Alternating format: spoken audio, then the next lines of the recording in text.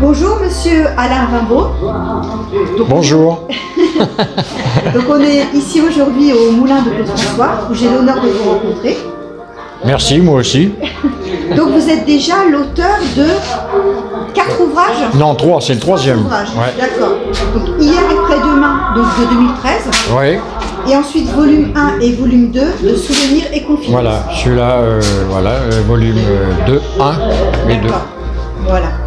Et en fait, j'avais déjà une première question. Avant d'écrire ces 3 ouvrages sur Claude François, je pense que vous êtes fan à la base. Oui, depuis longtemps. Et est-ce que vous pourriez m'expliquer en fait comment tout a démarré? En quelle année? Est-ce que vous l'avez rencontré? Est-ce que vous êtes allé à des galas? Oui, ça a démarré, ça je l'ai déjà raconté à nombreuses émissions de radio et de télévision, en 1965 exactement. Voilà, quand j'ai découvert, avec les premières télévisions familiales, les shows Mariti Carpentier, Guy Lux, etc. Ouais. Voilà. Et donc, quand on voyait un Clo-Clo à la télévision, c'était un rayon de soleil qui rentrait dans la maison. Et oui, voilà. Et c'est à partir de là que je suis vraiment devenu, que je me suis trouvé une attirance spéciale pour cet homme-là. D'abord l'homme, et puis après l'artiste, voilà. Et qu'est-ce qui vous a attiré chez lui? Ce qui m'a attiré, son professionnalisme, sa force, sa volonté d'y arriver, et puis sa présence scénique surtout. Ah oui. Ah ouais. Ah oui.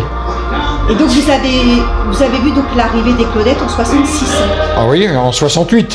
68. 68 les premières Claudettes. C'était 66. Non, 68. D'accord. À l'Olympia. À l'Olympia. Ouais. Et vous êtes allé le voir plusieurs fois? J'ai pu le voir quand j'étais gamin, en trichant, parce qu'avec un copain, j'avais 11 ans. À l'époque, ça chantait sous chapiteau, sous Tivoli, comme on disait. Oui. Et avec un cutter, au fond du Tivoli, on découpait la toile pour passer la tête pour voir Clo-Clo. Ah, d'accord. Voilà. C'était quel gala, ça? Oh, c'était à Angoulême, le premier. Après, moi je l'ai vu de près, comme on se voit là, une fois, parce que comme je suis ancien pompier de Paris, en 1972, la tournée des banlieues, j'étais de garde avec un collègue pompier pour la surveillance du chapiteau. Et à l'époque, il avait une osmobile. Et donc, moi, j'avais 18 ans, j'avais jamais vu une voiture comme ça de ma vie. Et avec mon collègue, on était le nez collé à la voiture. Quand il est sorti, à la fin du spectacle, il nous a traités de tous les noms d'oiseaux. Pourquoi? Parce qu'il avait peur qu'on touche à sa voiture, qu'on l'abîme, et puis après un spectacle, il était toujours furieux. Hein. Oui, sur l'adrénaline. Ouais. Et donc, mon collègue pompier lui a dit une phrase, d'ailleurs je l'écris, vous la lirez dans mon livre, il lui a dit une phrase comme ça, il lui a dit, vous savez, monsieur François, vous inquiétez pas, un jour on se reverra. C'est Jacquinot, je parle, et le jour de sa mort, c'est lui qui est intervenu. D'accord. Voilà. C'est fou ça. D'accord. Ça, je le raconte dans mon livre. Oui. Ouais. D'accord. Est-ce qu'à l'époque, vous suiviez comme vraiment les fans à être en bas de l'immeuble, en bas des bureaux? Non, parce que déjà, pour une chose, c'est que les filles avaient plus de chance que les mecs. Et les mecs, on les virait. Les mecs, ils les viraient. Voilà. D'accord. Est-ce que vous êtes collectionneur? J'ai été. J'avais un musée. Ah oui? Chez vous? Oui, de 140 mètres carrés. Tout est arrivé ici au Moulin maintenant. Il y a 2 ans. Vous avez vendu? Vous avez fait don? Oui, on peut dire ça comme ça. Ouais, un peu des deux? Oui, plutôt donné que vendu. Ah, c'est vrai. Ah, ouais. Vous êtes en partie responsable. J'avais un costume, d'ailleurs je l'ai en photo là, j'avais un costume, le dernier costume avec lequel il est enterré. Le bleu, voilà, qui est là. C'était vous qui... Ah oui? C'est moi qui l'avais, ouais. C'est magnifique, hein. Ouais, je peux vous le montrer, hein, j'ai les photos. J'avais des chemises, j'avais le fameux rasoir électrique, bon. Donc là, en fait, c'est le tout premier, c'est celui-ci. Voilà. Ça c'est le deuxième. Enfin, c'est le tome. Volume 1 et volume 2. Voilà.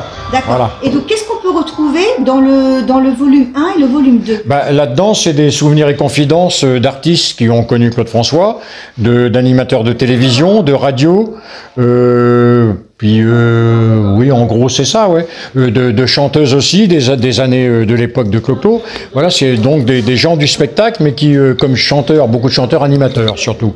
Voilà. Et dans le deuxième, c'est plus des gens qui ont travaillé avec lui. Ah d'accord. Voilà. Des musiciens, les Claudettes, voilà, tous des gens qui ont travaillé avec lui. D'accord. Et que vous avez forcément rencontré ou pas? Non, pas tous. Non. Certains, c'est moi qui, comme Jacques Revaux, j'ai fait l'interview ici au Moulin. J'ai rencontré Jacques Revaux ici. Voilà. Dans le premier, j'ai rencontré Franck Alamo avant qu'il parte ici aussi, dont j'ai fait Annie Philippe aussi, des artistes que j'ai rencontrés, que je faisais venir ici, que je connaissais. Mais dans le deuxième, après, c'est des articles que, bon, comme je lis beaucoup, j'avais une collection de magazines depuis 62 jusqu'à voilà. Donc c'est des articles que j'ai donc cherché dans des presses, dans la presse. Voilà. Et après, j'ai demandé l'autorisation à chaque personne qui parlait dans cette presse-là, si je pouvais donc répéter, parce que j'ai pas changé les textes. Hein. Ceux qui disent du mal de Clo-Clo, je dis comme ils disent. D'accord. Il n'y en a pas beaucoup. Hein. D'accord. Donc c'est pas un volume enjolivé en fait. C'est vraiment, même s'il y a des gens qui ont dit du mal, entre guillemets, vous gardez quand même. Je garde. Il n'y en a qu'une dizaine sur 90. Hein. D'accord. Il y a Nicoletta, Hervé Villard. Bon, après j'en oublie. Ouais. D'accord. Et qu'est-ce que vous vouliez mettre vraiment en valeur avec ces livres? Ce que je voulais mettre en valeur avec ces livres, c'est les gens qui critiquent le caractère de Claude. Voilà. Parce que moi, j'étais chef d'entreprise, j'avais du personnel, le personnel me respectait, je respectais mon personnel. Et les gens, ils confondent souvent avoir un mauvais caractère et avoir du caractère. C'est deux choses différentes. Il est voilà. patron avant tout. Voilà. Lui, il avait du caractère. Voilà, il s'est battu pour s'en sortir, il était dur avec son personnel, mais il était dur avec lui aussi. Donc c'est ça le juste milieu. Il ne faut pas dire qu'il avait mauvais caractère. Voilà. Pas du tout, pas du tout. Et c'est contre ça, c'est pour ça que j'ai voulu écrire ça. Pour témoigner de gens, je peux vous dire qu'il y en a plein. Dans le dernier tome, là, allez, 90% des interviews que j'ai, c'est des gens qui adorent avoir travaillé avec Clo-Clo. Ils ont adoré avoir travaillé avec lui. D'ailleurs, je dédicace mon livre, je ne sais pas si tu as vu, à Slim Pesin. Non, t'as pas regardé? Voilà. Qui est parti, voilà. Voilà, je dédicace mon livre à lui parce qu'il est parti avant que j'écrive. Enfin, il n'était pas encore édité, j'avais écrit, mais il n'était pas encore édité. Donc j'ai rajouté ma dédicace. Après, il y a Bourter qui est parti, mais mon livre était paru. D'accord. Donc j'ai pas pu faire mieux. Oui.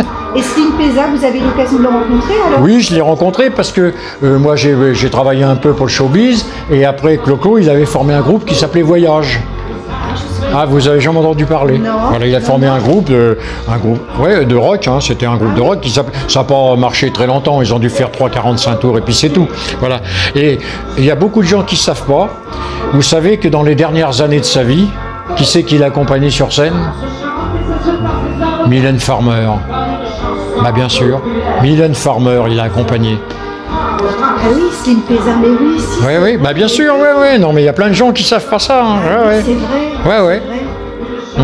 Et Monsieur Bourter, vous l'avez rencontré aussi? Oui, d'ailleurs, Slim Pesin, Boubou, tout ça, c'est dans mon bouquin. Voilà. Tous ceux qui ont travaillé avec lui, les Derman, etc. J'avais tout son terme. Je vous remercie beaucoup, monsieur, pour cet entretien. C'est moi. Merci à vous. Alors, on va recommencer. Celui-là, hier est près de moi. Celui-ci. D'accord. Alors, c'est donc. Oui. Donc celui-là, c'est un livre où je parle de tout ce qui est arrivé en mars, depuis 1806, de ses arrière-grands-parents jusqu'à 1978. Voilà. Et j'ai même découvert qu'il avait une arrière-grand-mère en Ardèche dans un village qui s'appelait Mars. C'est étonnant. Ouais. Non. Et donc, en plus, j'ai découvert qu'il avait... Moi, je suis quelqu'un qui s'intéresse à la numérologie. Et j'ai découvert que le chiffre 39, c'était son chiffre porte-malheur. Parce que, voilà. Et il y a une vingtaine de pages sur le chiffre 39. Donc, j'ai récupéré des dates qui font 39. Voilà. Et tout ça, c'est expliqué dans le livre? Tout ça, c'est dans le livre, ouais. Dans le premier livre que j'avais fait, ouais. Parce qu'elle nous procurait, alors. D'accord. Faudrait regarder sur Amazon, peut-être. Hein, tu as coupé? Oui. Ouais, peut-être qu'il y a encore. Oui, sur Amazon. Oui. Parce que bon, l'éditeur n'existe plus. Alors. Oui. Voilà, Nathalie. Tu veux la moi obligée, mais la date d'aujourd'hui, moi. Bah oui, tant qu'à faire, c'est mieux. Merci. Voilà, jeune fille.